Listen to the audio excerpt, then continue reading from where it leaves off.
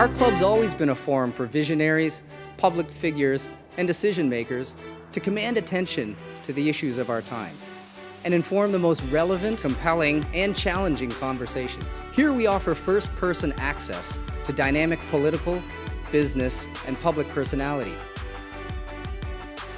The Canadian Club is one of the most important podiums anywhere in the world that a Canadian can speak to, tell Canadians what it is that they think, develop those thoughts. And so I want to thank you for that very, very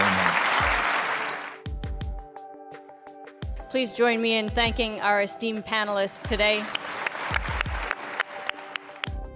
Through our programs and events, including our youth and young leaders programs, our diversity partnerships, our joint events, and our media and social media opportunities, we offer you access to dynamic political, social, and business figures from abroad and right here at home. The platform from which the eloquence of Canada has flowed all of that time, whether it be business, education, politics, sports, arts, and culture. If someone wants to say something to Canadians about this country and about the future of this country, this is the venue you choose.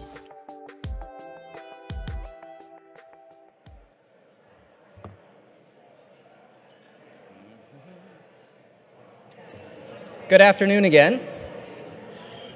My name is Glenn Parkinson, President of Canadian Club Toronto, and your host for this evening, or this afternoon. It may not go to this evening. I hope we're usually pretty good at running on time.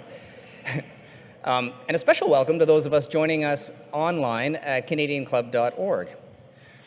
Our lineup of events is made possible thanks in large part due to the support of our sponsors. And today's event is sponsored by KPMG, so a round of applause to thank them, please.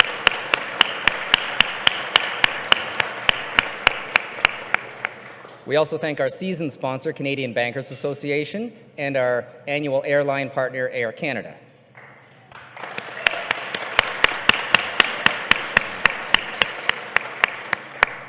Now, our event today, and in fact our entire season, is carbon neutral, thanks to our partnership with Canada's Forest Trust Corporation. Fostering sustainable forestry practices, it's worthy of an applause, but I'll give you just a few, okay, yep. And we should all know more about Canada's Forest Trust Corporation, fostering sustainable forestry practices, but also connecting Canadians to more closely with nature. So our partnership, and we've had a partnership with them for a number of years, together we're compensating for the carbon impact of today's event, but also creating a green legacy for tomorrow. So thank you, CFT, for planting a forest and maintaining it and sustaining it for future generations on our behalf. It's also my pleasure to welcome a table of young leaders from the Munk School of Global Affairs and Public Policy, supported by the Business Council of Canada. And we always enjoy all of our student leader tables, but the Munk tables in particular are terrific because they ask a lot of great questions. We can always count on them for terrific questions. So if you look on the center of your table, you'll see there are question cards and pens. So if during our discussion the spirit so moves you to ask a question, please just write it down and hold up your hand, and we'll run the question up to our moderator. Similarly, for those of you online, on the right-hand side of your screen, there's a Submit Question button. So you'll be able to click, submit your question, and in the same way, we'll bring your question up to the front. At this time, I'd like to welcome Elio Luongo, CEO and Senior Partner for KPMG Canada, to introduce our speakers today. Elio.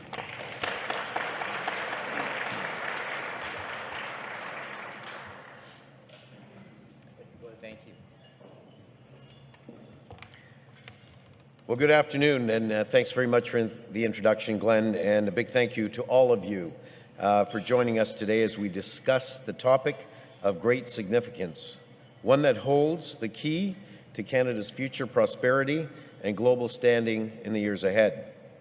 For many, when they think of Canada, they think of the abundant natural resources. They reflect on the beauty of the Canadian Rockies and the expansive coastline of the longest coastline of any country in the world. But for me, they're forgetting about Canada's greatest element and asset, and that is of its people and its culture.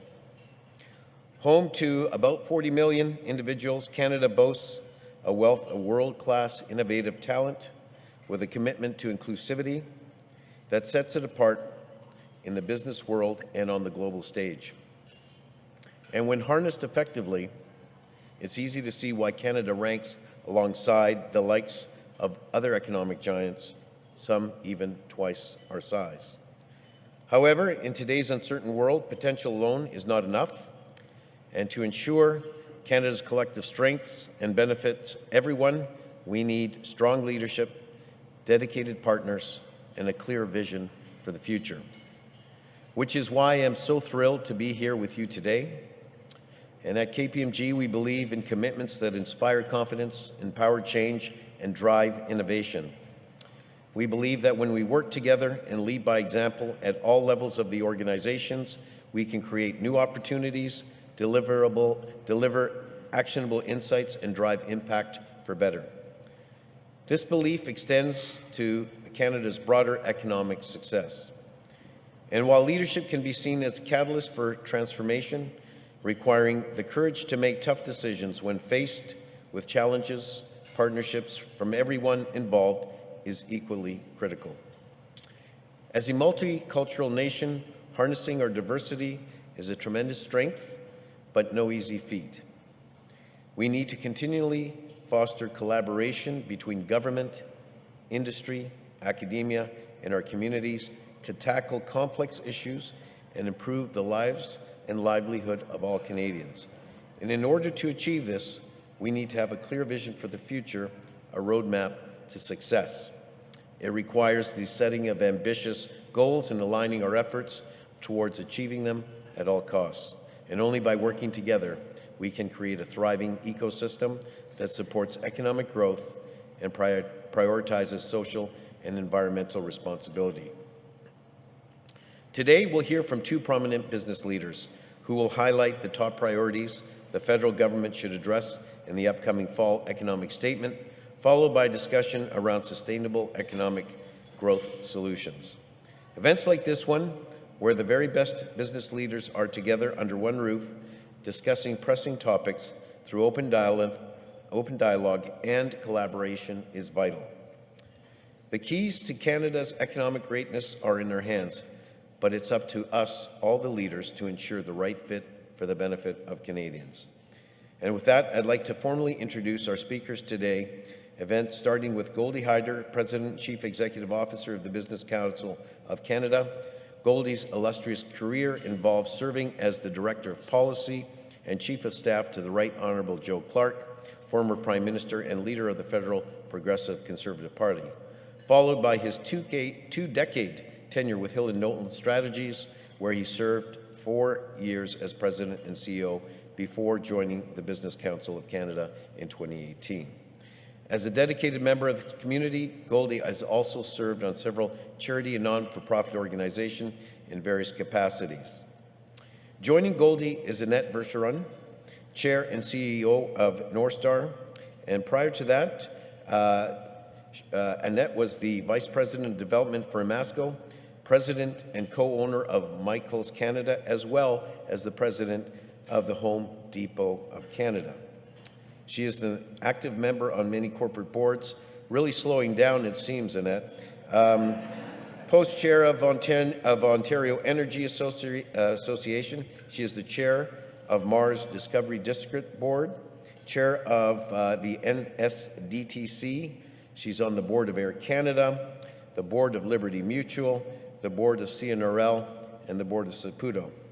Really slowing down, Annette, really taking it easy. I like that. She is also companion of the Canadian Business Hall of Fame and was named as an officer to the Order of Canada for contributions to the retail industry and the corporate social responsibility. Please join me in welcoming Goldy and Annette to the stage.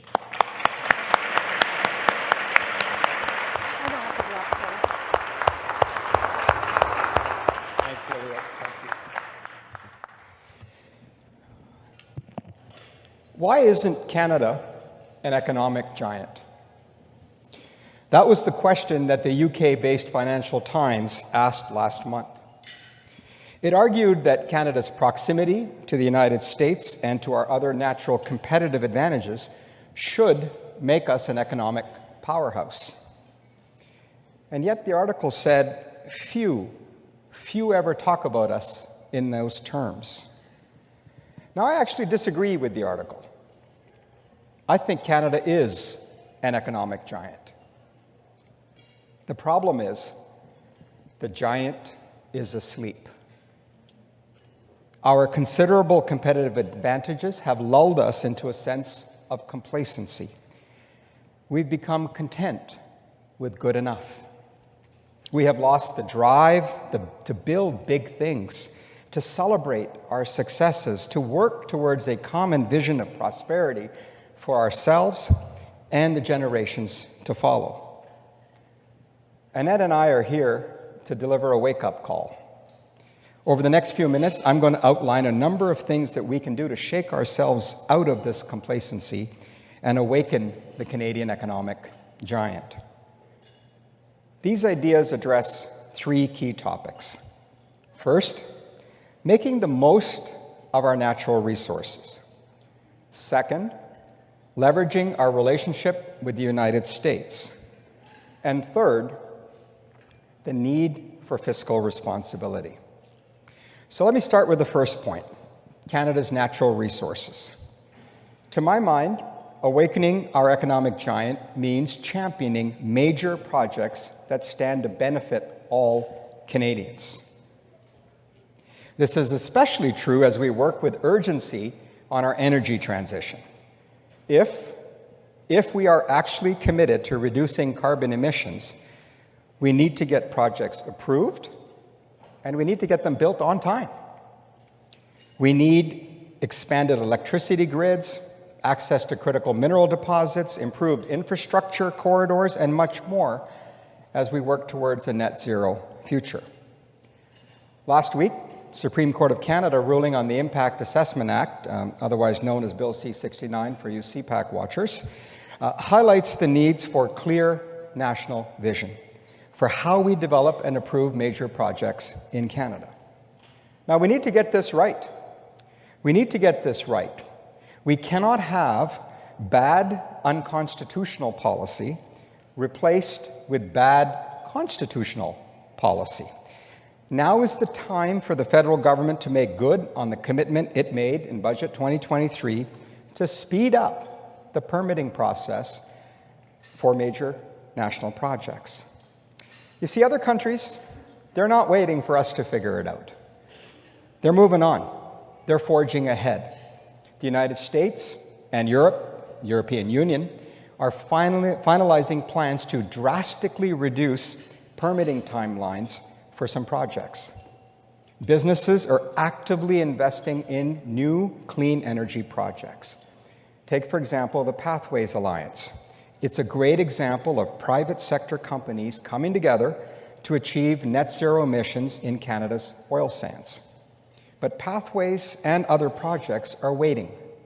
They're waiting for clarity at the federal government on the way forward. Now, that includes details on the tax credits promised in the spring budget that are meant to de-risk potential investments. This, again, is an example of Canada being asleep while other countries are fully awake. Right now, tax incentives in the United States are attracting clean energy projects from around the world, and that includes from Canadian companies. So we need to wake up. We need to get moving on our own projects. Now, key to that will be the relationships and partnerships we have with our Indigenous people. And it's why the Business Council continues to call on the federal government to backstop loans on Indigenous investors so that they can fully participate in projects of their choosing on their own terms. And on that note, beyond loan guarantees, frankly, there is much more. There is much more we can and should be doing to advance Indigenous reconciliation in this country with significant greater urgency. It's something I know that Annette feels as strongly about as I do. Now let me move to the second point. Our close relationship with the United States is just one of our greatest competitive advantages. So just think about all that we share. The longest undefended border, strong and enviable personal ties, a manufacturing base that is so integrated that products often cross the border multiple times before they're actually built. And yet here too, I fear that we have become a little too complacent. We should never take our relationship with the United States for granted. And make no mistake, our international reputation is directly tied to how healthy our relationship is with our number one neighbor and trading partner. When President Joe Biden spoke to Canada's Parliament in March, he identified 3 shared responsibilities: prosperity, security, and values. When it comes to prosperity, we need to live up to the commitments. Frankly, all sides need to live up to the commitments that we have made in the Canada-US-Mexico agreement. That is how we're going to ensure the vitality and the competitiveness of North America. When it comes to security, our countries must work together to protect our people and our economies from those who seek to do us harm. Economic security is national security. Just yesterday, I was at Stanford University for an unprecedented meeting with the heads of all Five Eyes intelligence agencies in collaboration with the private sector, academia, and others. Security is a partnership. It is a shared responsibility, and it has to be taken very seriously. And when it comes to shared values, we need to stand up for democracy and the rule of law, and we need to live up to our international commitments. Now to my third point, fiscal discipline. Awakening our economic giant requires us to have our fiscal house in order. Our federal debt has more than doubled over the last 3 years. Let me repeat that. Imagine your personal debt doubling over the last 3 years.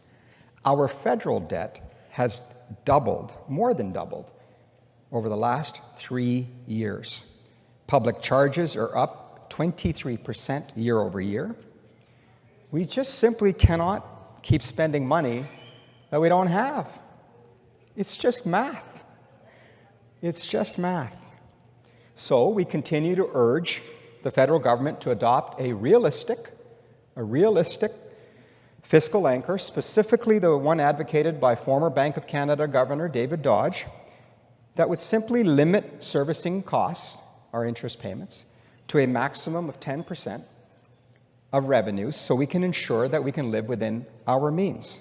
So this week, I wrote to Deputy Prime Minister and Finance Minister Chrystia Freeland, outlining the priorities that business leaders have and that we believe she must address when she brings about her fall economic statement expected sometime next month. And it wouldn't surprise you that fiscal responsibility tops that list.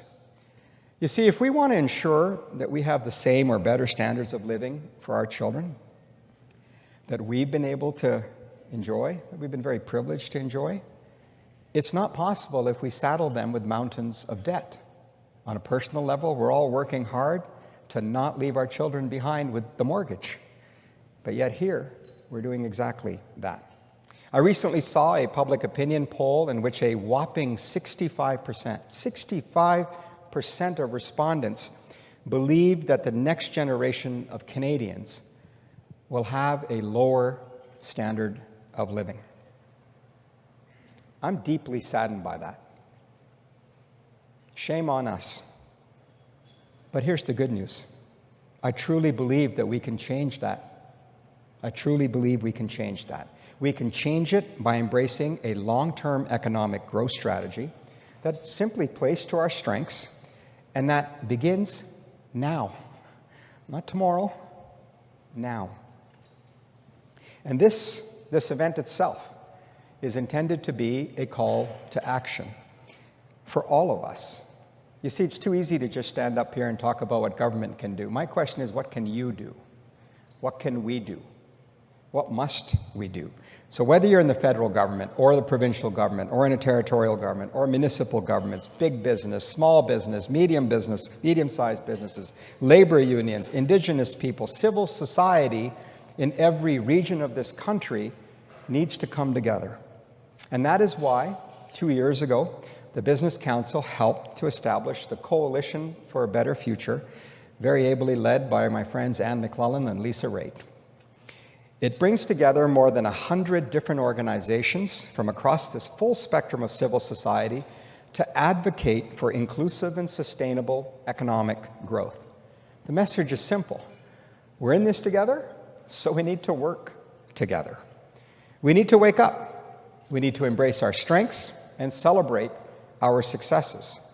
And it begins with rallying around a common vision of prosperity for our country that supports and champions Canadian innovation, that ensures that all workers have the skills needed to succeed in the new economy, that is proud of businesses that grow from small firms into large enterprises so that we can have the size and the scale to compete with our competition and the very best in the rest of the world. Now, let me tell you, as passionate as I am about these issues and the need to achieve Canada's unrealized potential, Annette is arguably more so. A respected business leader, a serial entrepreneur, Annette has made a career of speaking truth to power. And it's my pleasure now to join her for what I hope will be an informative discussion and one which we invite you to engage in. Thank you.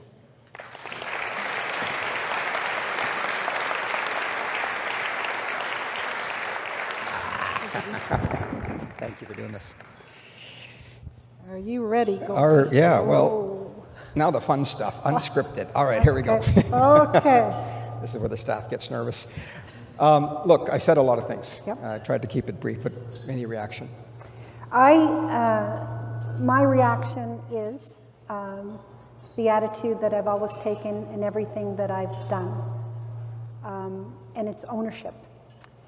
And I think that this speech talks about us taking ownership and not relying so much on government and really taking a stand. And I think your three areas, the relationship that I've had with the United States has been very strong all these years. Natural resources, I'm extraordinarily focused on that, and so are companies around this country. And we need more clarity in terms of, moving forward. But at the same time, we need to take greater risks. I'll tell you, on the boards that I'm on, Goldy, the biggest issues now, geopolitical, is becoming a bigger issue. The impact of supply chain, the impact on all kinds of trade issues relative to what's happening in the Middle East. And what's about to happen is quite scary. Climate change is a big issue. ESG generally has become a big issue. I think everybody's concerned about the next number of years. Innovation and talent. I think one of the biggest challenges Canada has is engaging its people to become more productive and have greater ownership in the businesses that they're in. And we're not asking our people more aggressively enough to participate in how to manage things. When I was running Home Depot, I was just one cog in the wheel of this great organization. And I remember Arthur Blank saying to me, Annette, 50 stores max. In my interview, I said 100 stores minimum. And he looked at me and he says, you're out of your mind. And I said, no, I'm not. And I remember calling Arthur at the 179th store that we opened. And this team, and Mike Rowe, he digs deep. He gets closer to the customer, closer to the people that are impacted, and he drives change. We never relied on the government much. We just drove and built our businesses. So I think, and another example would be, I've got my great friend John Beck here. 7 years ago, energy storage, there was no market for energy storage in Canada. And so we, little team of 16, decided we're going to create that market. We went to the government and said, look, we need a pathway to get this thing done. Let us develop a pathway. We'll have gateways, and we'll make sure that we do this economically and responsibly. And we had people like John Beck, who worked with us in construction. It was almost an impossible project to get done. 3 times it almost collapsed. And we kept fighting, and we got it done. And we created a market now of 4,000 megawatts of energy storage capacity. RFPs are going out today as a result of that. A biggest project Tesla has ever built is being built in Ontario. It's, a matter of fact, the biggest single project in North America, with our partners at First Six Nations of the Grand River. And it can be done. It can be done. It can be done.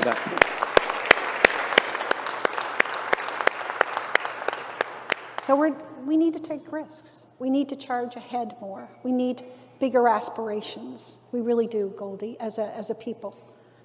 I know that your parents and you came to this country because you thought this was the best country in the world. And so do I. We're both immigrants. We've come to this country, and many of in this room are. And that spirit. I think we all are. I think we all are, aren't we? Going back. So tell me a little bit about your journey. Well, look, I think what's important here is that when you come to Canada, you come to achieve your own objectives and your own dreams and your own family's ambitions, but you come because you believe the country is working to improve itself in its own place. And there is no greater country in Canada. What we do here in Canada, what we have here in Canada, it is special. But we've gotten comfortable. Yeah. We've gotten really comfortable. And I tell you, immigrants in particular who come here, more often than not come here for economic reasons. Yeah. And they've come here to create an opportunity for their families, to provide them education, to provide them an opportunity to work and to contribute and to make life better and improve in that journey. You know, it saddens me that we're actually, and I know there's a table here from Monk, and I love going to speak with young people, but more often than not, I start off with an apology. I tell them I'm here to say sorry on behalf of my generation, many of you in this room, that we screwed it up. That we're the first generation in history, to actually leave behind a society worse than we found it. Whether you talk about the climate, whether you talk about our fiscal situation, whether you talk about our geopolitical situation with wars, whether you talk about our crumbling infrastructure, and I don't want to depress them, but the point is to say, this is on us. Yeah. But we also need your help. In many ways, you're like an immigrant now. You have to think entrepreneurially. You need to help us get the rules and the regulations and the environment, the investment environment, and the regulatory environment right, because it's still not too late. I'm not here to say it's over. I'm here to say we can do better. Yes, we can. And I think that's the story of immigrants, but it's the story of all of us now, because the world is changing. Yeah. And it's what I see, as I travel a lot, is a hunger that exists around the world to compete, to take advantage of whatever that's been afforded them. You know, I always use the example of Germany, Japan, and Korea. 3 countries that have nothing in the ground. Yeah. Nothing. Okay? All of whom were, sadly, in many cases, obliterated to the ground. Okay? They had no choice but to say, what do we want to be when we grow up? Mm-hmm. The adversity created the hope and the opportunities to say, we need to have an industrial policy. I just say an economic growth strategy. What do we want to be? What are we good at? Some said, I want to be the world's leading, advanced manufacturing. Others said, I want to make the best electronics. Someone else said, I want to make the best cars. And in less than 1 generation, they've done it. Yeah. So if you have nothing and you can achieve, imagine what you can do with what we have. We have it all. Every single one of our provinces has some form of natural resources that it's rich in. We have the human talent, we have the most open society, we have a multiculturalism, we have an immigration policy, and we won the geographic lottery. Yeah. You should not be playing the hand as poorly as we are with all that we have. And so that's what is keeping a lot of people in the business community up at night, because capital is mobile. It is. It is. It doesn't have a nationality, unfortunately. It goes to where it's welcome. Exactly. And I'm seeing that. I'm seeing investment concerns, to some degree. They're still pushing hard, all the entrepreneurs. My work at Mars, my work at STTC, I see these amazing companies working to scale up in the clean tech sector particularly. And it is but we don't talk about this enough. We don't talk about our successes enough. We talk about the big Well, I'd say projects. the opposite. I'd say we rip down the successful a little too much. Yeah. We should be celebrating size and scale as Yes. achievement. What this country is full of innovators. It is built on innovation. All these, big companies that are here today were small companies. And we do not focus enough because to me, what companies are concerned about is improving their productivity. How do they do that without innovation? How do they move forward and compete in this world? We are trade leaders. We need to really drive, I believe, our value-added industries, our manufacturing industries, look, we're the best in the world in AI, but we're losing ground. We seem to start things really well, and then give it up. The average company, right, Young? The average company, once it gets to 20 million in valuation, they usually sell. Time to buy a cottage. Yeah, and to buy a cottage. What is it that we have to change that? We have to want to win. Own the podium was an example that Goldy and I talk about. And I remember when that came out, that's very aggressive, own the podium. Guess what? We own the podium, that Olympics. 40% of the 100 people won medals that we really focused on. We need to be more performance-based and driven to, because the protection of this company is economic. It's the success of the economic environment, and we need to own it. And we talk too much about things we talk too much, in my opinion, and I don't think we do enough. And I have this chapter in my book that says, my style has always been, think of something, get to 60%, and then go. I take the risk, I go. I pivot along the way, I make it right eventually. But if you don't go, if you don't take that risk, you lose. Because there's 100 other people in other countries taking you out. And so these are things that I think we can own. We really can. And in natural resources, oh my God, Giles, when I think about the auto industry, when that discussion started, right? We're going to lose the auto industry because electrification was happening. And all I'm thinking about is minerals. Critical minerals. All I'm thinking about is minerals. I'm a miner. I started my career in the coal mining business. Do you believe that? In Cape Breton. First 9 years of my life. I knew I had to get out. Then. It eventually got out 10 years later. But I'll tell you, I'm thinking minerals. And so we have these great EV battery plants coming. But I'm more concerned about the value added that they can create. We are not good at connecting the dots, developing the network, long-term thinking. And I think, what an opportunity we have. We have such a major opportunity in our country, but we can't let it slip. It takes 15 years to get a permit done.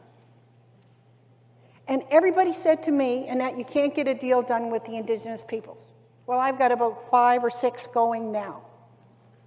And it's how you change your attitude about how you think about this. And we are the ones that need to adjust because we don't have it right. And I listen to my young people. I listen to these kids that tell me I'm full of shit. And I take it.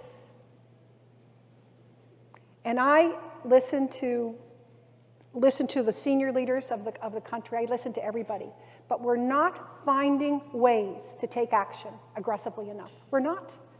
And this is the greatest democracy in the world. And we're going to lose ground.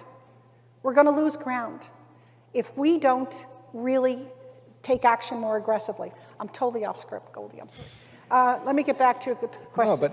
No, but I'll pick up on what you said. I'll pick up on what you said because the question people ask is, so what actions do we need to take? And too often we blame, again, someone else. Someone else. Right? It's the trade agreements, it's WTO, it's United Nations, it's Donald Trump. And we have a reason to blame someone else. I think we're a country that puts the puck in its own net. Right? Yeah. We put the puck in our own net. It's like you're skating up and the poor goalie all of a sudden sees his own team turn around and shoot at him. What's going on here? right? What are interprovincial trade barriers? Yeah. Do you know how many times I've had to explain that to a high commissioner or an ambassador from another country, especially ones with whom we have trade agreements, who say, we have a free trade agreement with you. Yeah. We have businesses from our countries investing in your country.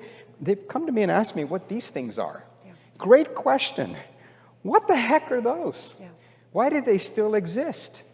How come we as customers, as Canadians, are okay with the idea that we're going to be charged more from things we sell to each other, but we want it less from it's absurd. Yeah. And yet they're still here. They're still here. How are we going to be a trading economy with the demand for our natural resources? We have the #1 potash company in the world here. Yeah. We have the uranium companies here. Every product that we have, forestry, agriculture, food, fertilizer, Fish. it's all in high demand. Energy. Don't even get me going on that one as an Albertan, right? Everywhere I go, people say, you have what we want, what we need. Yeah. Okay? But you know what we're having trouble doing? We're having trouble expanding our infrastructure. I say in my remarks often that if Canada were discovered today, there wouldn't be a Canada. There would be at least 10 Canadas and 3 territories. We would not have a national highway. We wouldn't be able to build it. The regulations alone would prevent us from figuring out how to do that. There definitely wouldn't be a railway, right? We wouldn't be a country if we were founded today. So here we are, 150 plus years into our journey. We've had great success getting to where we are, but we're falling asleep, as I've mentioned, and not just me, the Financial Times and others abroad have said that. But where's the infrastructure? Expanding our ports, expanding our roads, our bridges, our airports, the things that move people and move products around, we're unable to do. You can't blame anybody for that but ourselves. And I think, Goldy, one thing we don't talk, and so, you know, I come from the East Coast, and so the fishery industry is so important to us. We've got the most coastlines in all of the world. We are the food basket of the world. We have so much opportunity to produce these products better, more efficiently, with less impact on climate change. We have everything, and we got the most talented, educated people in the world. So, and access to 1.5 billion people with our trade. We have customers. Yeah, they're ready-made, waiting for us to get them our stuff. Exactly, exactly. So what's stopping us? We are. I think we are. I think that's the message, and I'm hoping that your questions of us will touch on some of these things, because we elect our governments. And governments will come and governments will go, and there'll be one stripe or another stripe. But they have to do what we want them to do. And so we have to ask ourselves, are we asking for the right things? Yeah. How much of our time is spent on the small ball, as I call it, worrying about the weekend? Yeah. You know, my dad likes to say the definition of long-term planning in Canada is, what are you doing this weekend? Yeah. There are countries out there thinking what they're doing for the next 50 to 100 years. That's right. That's right. Right? And what is our vision? Yeah. And let me say one thing. If you lose this moment, it may not come back. No, that's right. It may not come back. We should be, the coalition has 3 priorities. We need a long-term economic growth strategy. We need to lead the world on the transition, the energy transition, because it's the energy and the environment. It's not either or, it's both. Yeah. Okay? And we have the resources to do it. Okay? And finally, we need to address inequality in our society. These are these are all the right things to be talking about. Governments are starting to listen, but I think we need to have a much louder voice as citizens to say, yes, I'm worried about my pothole. Yeah. You know, yes, I'm worried about my healthcare system and education system. But we have to realize that without a growing economy, all of those things are going to get worse, not better. Because you cannot debt finance your way to prosperity. Yeah. You actually have to grow your economy. And we need to talk more like that. We have been sidetracked on the social side of the ledger. And we have to bring back the economic side of the ledger, because it is math. Yeah. You can't run from it. That's right. When I grew up on the farm and we lost quota or we had a bad season, hay season, man, we ate less. It was really easy to understand. So think of what Goldy said. Think of twice of your debt in your family doubling in 3 years. What the heck? And we're just sitting here, right? And we're accepting it. And we shouldn't. And And I'll tell you, Canada is known as a great place to invest, but it's getting, when there's change in policy, fundamental change in policy, investors really get scared. Really get scared. And you know, I see the financial guys and the firms nodding their head, but they really get scared, and we are scaring off investors. They say money follows message. It does. Yeah. And we should ask the questions from the audience. Exactly. I want to make sure we give them some hope too, because we do. That's part of the agenda here. Yes. Not to like But feed you and depress you, but I think it is all about hope. I do. How do we ensure our innovators and entrepreneurs that their efforts will remain secure in Canada and growing external risks? I think we got to scale up a lot of these companies way faster. To be brutally honest, we just go so damn slow. Pacing is really important, and we are risk averse and need to get more aggressive. Wouldn't you say that, Young? Yes. I would just add, though, that you know, I often say that governing is hard. Governments do have to make choices. Like, we can't be all things to all people, right? So amongst those, we have to, I hate to say it this way, but there will be winners and there will be losers. Exactly. We need to make sure we pick the winners, as opposed to spreading it all out like peanut butter across the country, and we get average. We shouldn't celebrate average. We should promote success. Exactly. And that comes with saying we're going to double down on AI is a great example. Montreal, Waterloo, University of Alberta, Edmonton. World leaders. World leaders. But it won't last if you don't invest in it. Exactly. If you don't create the conditions for more capital to form behind that. Exactly. Next question. Could you please touch on the evolving geopolitical relationship between Canada and the global South? How do you see this impacting Canada's ambitious economic and energy transition? Well, that's a speech in and of itself. I spend a lot of time outside of Canada. I'm on my way now to Japan and Korea on Monday, supporting Minister Ng's first trade mission, which was originally supposed to be India. This month. Look, I think we're in a very difficult geopolitical environment, partly because nature abhors a vacuum. And what we have is a vacuum of global leadership. The withdrawal of the United States of America from many of its sort of traditional roles, unless it's forced back into it, as has happened very unfortunately in the Middle East, has created a free-for-all in our global environment. And what you're seeing is a new geopolitics, what I call a transactional environment, where the loyalties are to yourself and no one else. And you can completely rationalize being friends with somebody on one issue and being completely opposed to them on another, and you're expecting them to understand. You know, I use India as an example just because I'm familiar with it. You can be a member of Quad, support the United States' agenda on some form of containment of its competition, but you can also buy your gas from Russia, because that's what you need to do, because no one else can get it to you, and you need to give gas to your citizens as cheaply as you can. So we're living in that new era where traditional infrastructure, the architecture of G7, G20, and so forth. I mean, the president of China didn't even come to the G20. What does that tell you when the president of China doesn't even show up to the G20? But he meets right? Putin. So I think in that world, it's even more important for Canada to have a clear-eyed policy, foreign policy, on how are we going to navigate a very complex geopolitical environment. Particularly, don't get your way as a small country in the way of elephants, giant countries, because you will get crushed along the way. So we have to be shrewd, we have to be strategic, we have to be pragmatic, we have to play to our strengths, we have to have our eyes wide open. We have a history of being able to do this. We've had some of the finest foreign ministers the world's ever seen, one of whom I worked for, Joe Clark. Right? We have the capacity to do it, but we have to be strategic in how we go doing it. The world is changed. I use 2015 as an example because that's when this government got elected. It's no longer 2015. It's 2023. And there's a lot going on. And so we have to rise up to that moment. I think we can, Annette, and I think part of the reason is we can play to our strengths because we're all the diaspora from somewhere else. Exactly. We bring knowledge, understanding, relationships, awareness, friendships to help us build these relationships, business to business, nonprofit to nonprofit, and yes, government to government. Absolutely. But the speed of the way we're going needs adaptation in terms of leadership all over the place.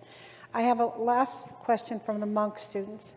You speak about speeding up project approvals, but interprovincial relations make this challenging. How can we encourage provinces and territories to work together? Well, isn't that the question? It's a source of great frustration to me because these are family squabbles. Yeah, they are. Right? These are family squabbles. You're fighting with your brothers and sisters or your cousins across the country over the littlest, dumbest things more often than not. Yeah. Okay? And we're seeing, I think, an unhealthy relationship between our federal government and our provincial governments, and that has proceeded under different stripes of governments, not an indictment of just one particular government. We have not been very mature as a country. We have been immature as a country, and we fight each other as opposed to coming together. And, you know, I'm talking about Canada this way. The truth is I talk about North America this way. Mm-hmm. North America needs to be more mature in how we function as one region so that we're not fighting Buy America battles. What we're saying is buy North America. Yeah, that's right. Create strength. Break that block. Create strength in our numbers. You know, in Atlantic Canada, where you're from, is forced to do that because of size and scale. Exactly. You can't do it by yourselves. But as you're small in Canada, we're small in the rest of the world. Exactly. And so we need to think differently, and we need to work collaboratively and together, and we shouldn't be waiting on courts to tell us these things because courts take their time in doing that.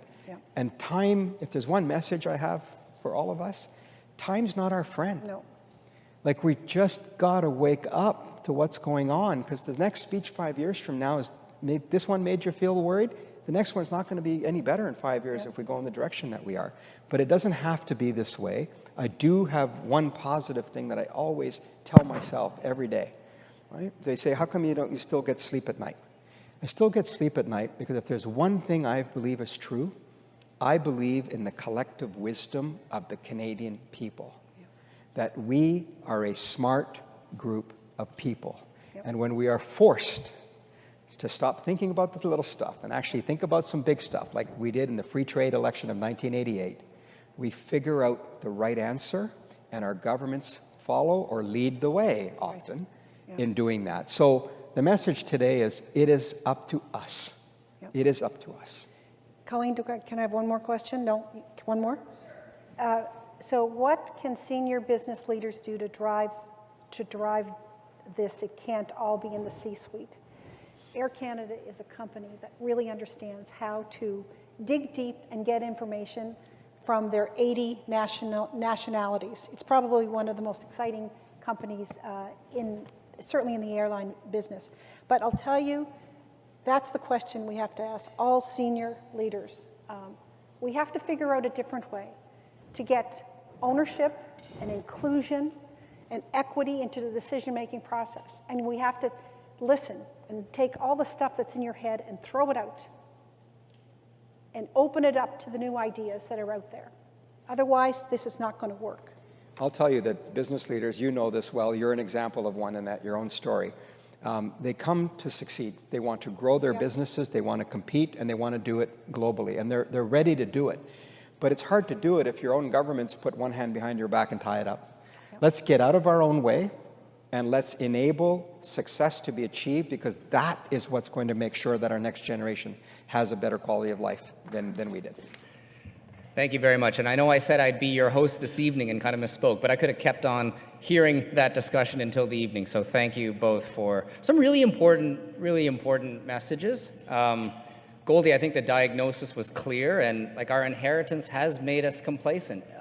But you give us a hopeful, clear message. The puck is on our stick, and it's really what we choose to do with it. The hero and the villain is us, and there's action that we can take. And speaking of action, I really appreciated, Annette, your penchant for action, taking aggressive action. Look, let's figure it out to 60% and move on, and we'll figure it out, right? And I think we need a lot more of that. So thank you on behalf of the club, for your vision, your leadership, and taking the time to share your message with us today. So thank you very much.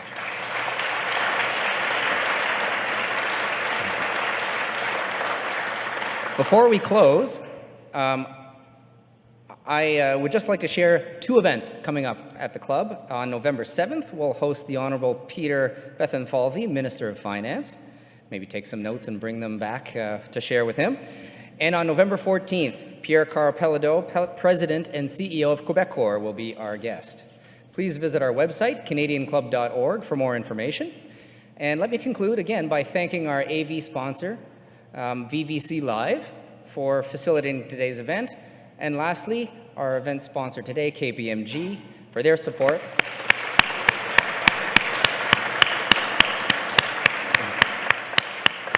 And wonderful introductory remarks, Elio. So thank you, everybody, and have a good afternoon.